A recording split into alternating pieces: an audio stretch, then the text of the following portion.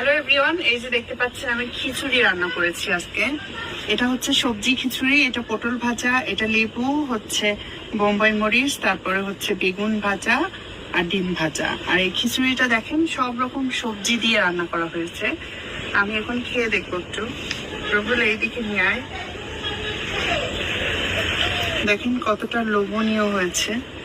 এই যে এগুলো তো গলে গেছে একদম।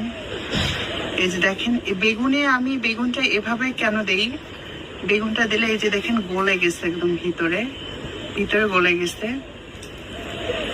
দেখুন এভরিওয়ান, বিসমিল্লাহ।